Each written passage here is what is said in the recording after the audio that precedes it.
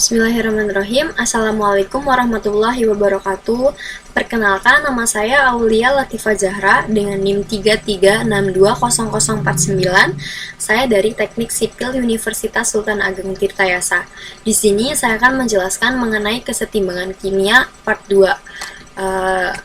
Di mana materi pada bagian 2 ini yaitu terdapat faktor-faktor yang mempengaruhi kesetimbangan reaksi, menentukan tetapan kesetimbangan berdasarkan tekanan Kp, hubungan antara Kc dan Kp, serta aplikasi reaksi kesetimbangan di bidang industri. Baiklah, langsung saja ke materinya. Yang pertama itu faktor yang mempengaruhi kesetimbangan reaksi. Faktor yang mempengaruhi kesetimbangan reaksi ini ada konsentrasi, volume atau tekanan, suhu, serta katalis. Nah, ini yang pertama yaitu konsentrasi. Pada konsentrasi, jika konsentrasi salah satu zat diperbesar, maka kesetimbangan akan bergeser ke arah yang berlawanan dari zat tersebut. Nah, begitu juga dengan sebaliknya, jika konsentrasi salah satu zat diperkecil, maka kesetimbangan bergeser ke pihak zat. Nah, pada tekanan yang kedua ini yaitu volume atau tekanan. Nah, pada volume atau tekanan ini, jika tekanan diperbesar dan volume diperkecil, maka kesetimbangan bergeser ke arah koefisien yang lebih kecil atau koefisien reaksi kecil. Nah, kemudian jika tekanan diperkecil dan volume diperbesar, maka kesetimbangan bergeser ke jumlah koefisien yang reaksinya besar. Selanjutnya pada suhu. Nah, pada suhu ini perubahan reaksi kesetimbangan mengakibatkan perubahan suhu yang ditentukan oleh jenis reaksinya, yaitu endotherm atau exotherm. Nah, pada exotherm ini dia menyerap panas. Nah, sedangkan pada exotherm dia itu melepas panas atau melepas kalor. Nah, katalis. Nah, pada katalis ini penambahan katalis dalam reaksi kesetimbangan kimia adalah untuk mempercepat tercapainya kesetimbangan dan tidak merubah letak kesetimbangan. Nah, hal ini menyebabkan katalisator mempercepat reaksi ke kanan dan ke kiri sama besar. Dari sini dapat disimpulkan bahwa katalis tidak berpengaruh apa-apa. Nah, materi selanjutnya itu menentukan tetapan kesetimbangan berdasarkan tekanan Kp. Sebelumnya, Kp adalah tetapan kesetimbangan yang dihitung berdasarkan jumlah tekanan parsial gas. Untuk mencari parsial gas sendiri, yaitu persamaannya parsial gas sama dengan mol gas dibagi mol total gas dikali tekanan total. Nah, untuk mencari nilai tekanan Kp sendiri, rumus tetapan kesetimbangan tekanan Kp adalah hasil kali reaksi parsial gas-gas dibagi dengan hasil kali tekanan gas-gas reaktan setelah dipangkatkan dengan koefisiennya. Nah, lebih simpelnya atau singkatnya yaitu rumus dari tetapan kesetimbangan Kp adalah produk dikali dipangkatkan dengan koefisiennya dibagi dengan reaktan yang dipangkatkan dengan koefisiennya. Nah, berikut ada contoh soal dari menentukan tetapan berdasarkan tekanan Kp. Di sini dinyatakan bahwa pada suhu T di dalam suatu ruangan terjadi reaksi dapat balik sebagai berikut. Nah, reaksinya adalah gas N2 plus gas 3H2 setimbang gas 2NH3. Nah, jika pada keadaan setimbang terdapat 1 mol N2, 2 mol H2, dan 1 mol NH3, serta tekanan total gas adalah 10 atm, maka harga Kp reaksi tersebut adalah. Nah, untuk menjawab soal ini, kita pertama yaitu menulis kembali reaksinya.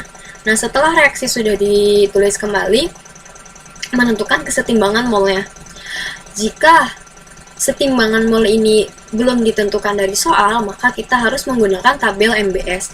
Namun, pada soal ini, setimbang mol dari masing-masing gas ini sudah ditentukan, yaitu pada gas N2 yaitu 1 mol, gas H2 2 mol, dan gas NH3 itu 1 mol. setelah sudah mengetahui masing-masing besaran setimbangnya, nilai setimbangnya, kemudian dijumlahkan menjadi mol total, yaitu 4 mol. Nah, diketahui juga total gas atau tetapan gasnya, yaitu tekanan gasnya, yaitu 10 atm. Nah, setelah itu kita mencari parsial dari masing-masing gasnya. Pertama, kita mencari parsial gas dari N2, yaitu rumusnya mol gas ini adalah mol gas dibagi dengan mol total dikali dengan tekanan sama dengan 2,5. Maksudnya adalah 1 dibagi 4 dikali dengan 10 sama dengan 2,5. Untuk parsial gas pada H2 dan NH3, persamaannya sama dengan pada gas N2. Kemudian setelah sudah mendapatkan semua nilainya, kita mencari apa yang dicari, yaitu harga Kp reaksi. Rumus dari Kp sendiri yaitu produk dipangkatkan dengan koefisiennya dibagi dengan reaktan yang juga dipangkatkan dengan koefisiennya. Pertama di sini produknya adalah NH3. Parsial gas NH3 dipangkatkan dengan 2 di sini karena dia koefisiennya 2, kemudian dibagi dengan gas N2 dipangkatkan koefisiennya itu 1, kemudian dikali dengan gas H2 yaitu koefisiennya 3, sama dengan pada parsial gas NH3 didapatkan 2,5 atm. Kemudian pada N2 juga didapatkan 2,5 atm, serta pada H2 didapatkan 5 atm. Kemudian didapatkan hasil 2,5 dibagi 125, yaitu hasilnya 0,02. Maka harga Kp pada reaksi ini adalah 0,02. Nah, selanjutnya itu terdapat hubungan antara Kc dan Kp. Kc adalah tetapan kesetimbangan berdasarkan konsentrasi molar, sedangkan Kp tetapan kesetimbangan berdasarkan tetapan parsial gas. Nah, hubungan antara Kc dan Kp ini terdapat pada persamaan ini,